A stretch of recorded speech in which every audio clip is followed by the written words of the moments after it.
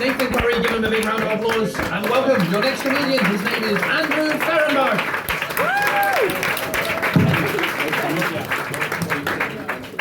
Hi there. Okay, so many years ago, in fact in the 90s, which maybe before some of your time, there was a big newspaper article about people who were worried about drug driving.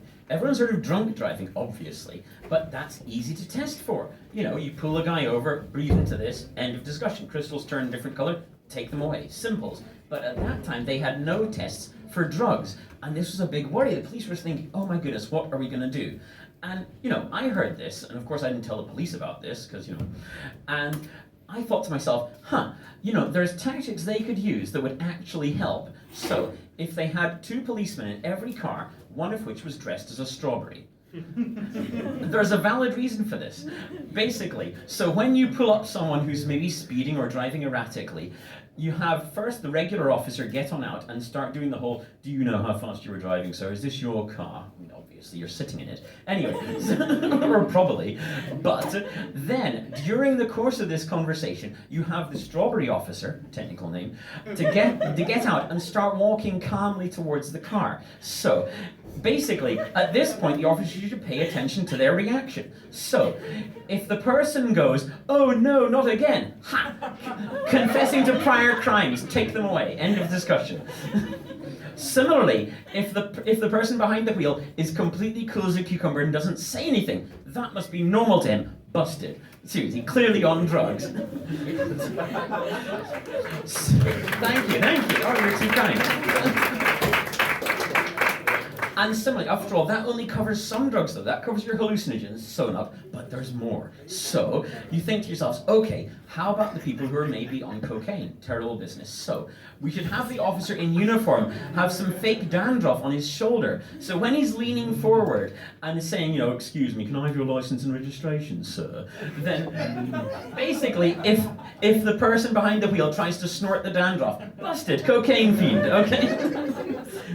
But then there's still marijuana, so what are we going to do about that? Simple. Equip every strawberry officer with a nice plate of steaming nachos. So if while the strawberry officer approaches the car, and, you know, if there's something going, wow, yeah, busted, they are on the weed, end of discussion. But there's still more possibilities, though. I mean, the thing that police clearly aren't prepared for is if when the strawberry officer comes along the pavement with his steaming plate of nachos in hand, if all of a sudden the person goes, hey, I ordered a pizza, you bastard. Well, then there's really no hope for them. Take them away anyways. So, different topic anyways. When I was young, well, okay, everyone was young once. In my case, it was a long time ago, but that's beside the point. Every kid, particularly boys, learns how to talk and burp at the same time. Who's right? Okay, so... And, you know, with a little bit of practice, you get rather good at it. And I, in fairness, not wishing to blow my own trumpet, I was pretty darn good. So, in the middle of class, I thought to myself, what is funnier than saying hello to my buddies in a burp? So, but I made 2 fatal miscalculations. First, I didn't realize how much burp I actually had, so I ran out of steam while I was saying hello. Also, you think that's bad, get for the second bit, is I also grossly underestimated the volume. And so, what happened in the middle of quiet time was I said the word hell in a really big, creepy burp voice. Oh. Seriously, I wish I got the applause then. Oh, seriously, I'm so grateful the teacher clearly saw, took pity on me and was like, no, and just didn't say anything at all. It was like, hell, and then I was like, no further penalties, thank goodness.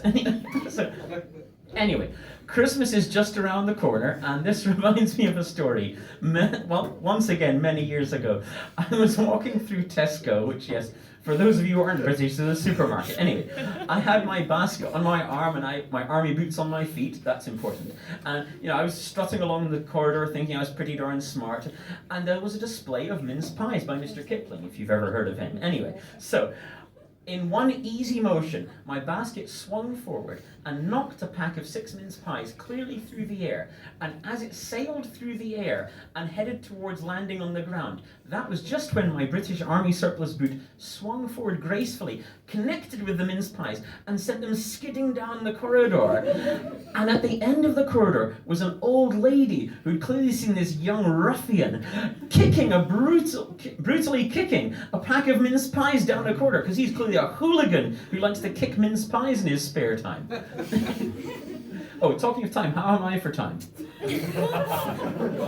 Was that to cut it off? Okay, well. Okay, thank you guys, you've been wonderful.